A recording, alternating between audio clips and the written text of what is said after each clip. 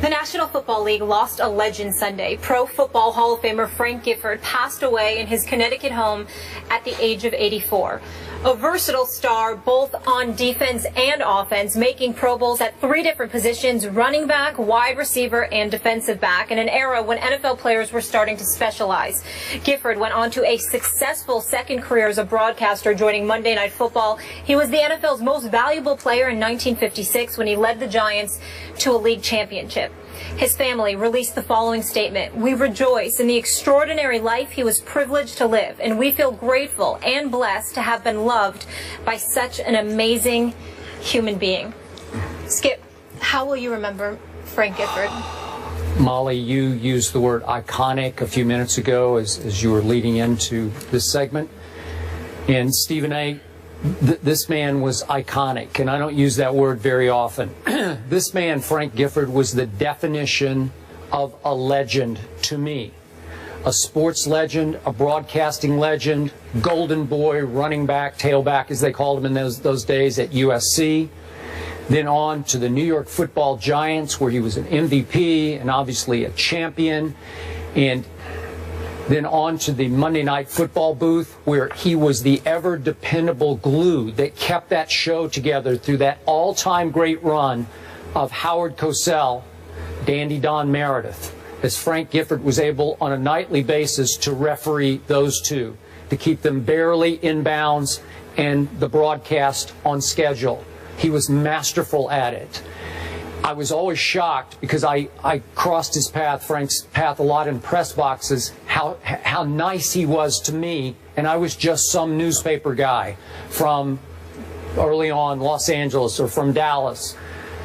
He went out of his way to be nice to everybody in the press box, even though he came across, when you were in his presence, like he was royalty, like he was an ambassador, like he was some kind of NFL statesman. He just had that regal bearing about him.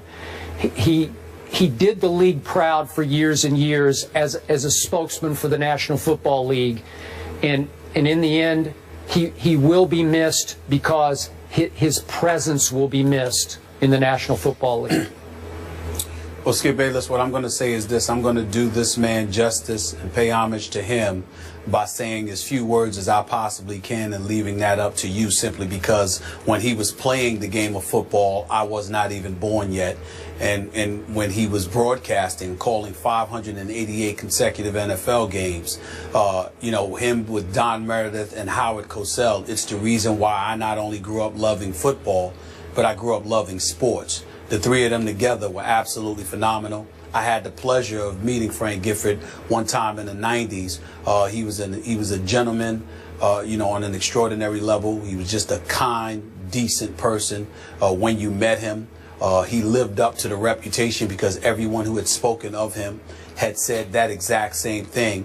And obviously in the world of broadcasting, he's an iconic figure, and he was the straight man. You had Meredith and you had Cosell, and you know that anything could go any way with those two in the booth together. But Frank Gifford was the one that held a lot of it together and you know, steered the ship in a very, very steady direction. You know, when I look at the Mike Greenbergs of the world, who I consider an extraordinary traffic cop in our industry, I think he's the best in the business, to be quite honest with you. I think about somebody like Frank Gifford, who was somebody that he obviously idolized. So when you see pioneers like this, like Frank Gifford, such an iconic figure, such a gentleman, such a good man, by so many accounts from the profession itself, all you could do is step back and say, thank God you had an opportunity to watch him work and watch him live his life the way that he did as a professional broadcaster, because he set an example for all of us to aspire to follow. He will be missed, obviously, but he will not be forgotten. He was an extraordinary individual, and my heart goes out, obviously, to Kathy Lee and the rest of their family. Last quick point: I've read stories over the last 24 hours that say Frank Gifford, through the 50s, through his time as a superstar with the Giants, was on par with a Frank Sinatra or a Mickey Mantle around New York City. I'm not sure I could go quite that far, but what amazed me about those comparisons was that Frank Gifford was in the conversation with Frank Sinatra and Mickey Mantle. And again, Mickey Mantle's my favorite all-time player. Came from my home state. Yeah. What's that? he shared a locker with them, if I remember correctly, right? Did he share a locker with them at one time? They said because they shared the stadium. Yeah, that's right. They shared the stadium. Yes. Yeah. I got you. But again, for Frank Gifford to get on that level at Toots Shor's, the most famous bar at the time in New York City, restaurant bar, it's just inconceivable to me that he could achieve that. So that said it all for me about Frank Gifford. Wow. It doesn't get much bigger than that in terms of transcending in mainstream. You talked about reading a few stories. One thing that spoke volumes to me, Skip and Stephen A., was the story of Vince Lombardi as an assistant of the New York Giants. Wasn't really connecting with the players, was a college coach, more of a taskmaster, and he reached out to Frank Gifford to be that bridge to the players. And if he won over Frank Gifford, he won over the entire team. So he truly was that a New York Giant as well. So I found that very interesting and impressive for his respect there. So he will be missed, and thank you guys both for honoring him so eloquently right there. Frank Gifford passes away at the age of 84. Meanwhile, in an interview with New York Newsday, Richie Incognito sees parallels between the Deflategate investigation and the Dolphins' bullying probe. He said this: "I just think it's bogus, the whole system and how it sets up with Roger and the complete absolute power he has. He has so much power, and he hires independent investigators who come in and are obviously not independent. They come in with an agenda. They come in looking to find facts to back up their argument. All the facts are slanted in their favor." Skip, does Incognito have a point here? Stephen A., on this much and only this much, I do agree with Richie Incognito. Obviously, Roger Goodell was given by the Players Association far too much power. And I will agree with Richie Incognito that the appeals process conducted by Roger Goodell on Tom Brady was a laughable, outrageous sham. I'll go that far. I will agree with Richie Incognito that the Wells report on Tom Brady was biased and misleading. But I cannot agree with Richie Incognito that the Wells report done on the Dolphins bullying scandal was biased and misleading, because I don't think it was, from what I have gleaned, heard, read, or felt about that situation. So in the end, to me, Stephen A., it's offensive for Richie Incognito to lump his situation in with the investigations and appeals process of Tom Brady, because they do not belong in the same sentence or paragraph or report. In the end, as you well know, I believe Tom Brady is 100% innocent as charged and obviously convicted in the court of public opinion, while I believe that Richie Incognito was 100% guilty as charged. It's still hard for me to believe Richie's back in the league, but as you say, everybody deserves what's his fifth or sixth chance? Well, I'm of the mindset that he has no business comparing himself to Tom Brady. I totally agree with you there. From a character perspective, the two are not in the same class. We know that Tom Brady is in an elevated class. We understand, not just as a player, but as a human being, based on their actions, their publicized transgressions. That's number one. Number two, we also agree that the Players Association, unfortunately, allowed Roger Goodell, or were not able to negotiate via their collective bargaining agreement, to strip Roger Goodell of this power. So Richie Incognito, from a factual perspective, has a point.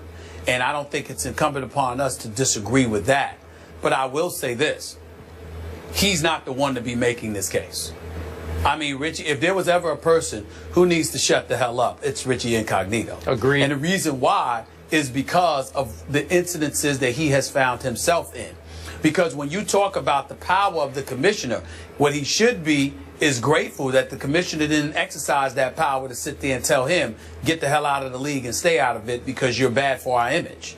He's lucky that the commissioner didn't try to pull something like that off, because chances are the commissioner might have been able to pull that off, because who's going to go to bat and fight to the end for an offensive lineman? I mean, if we're really putting things in this proper perspective here, okay? So I think from that perspective, Richie Incognito needs to be very, very careful. He needs to be somebody that recognizes he's just in no position to say anything. He's just in no position to give any kind of argument among moral lines, whether it be about the world of business or beyond, because his transgressions have been so publicized. And it's not one incident, it's not two incidents, it's not even three incidents, as you said. It's like 4 or 5.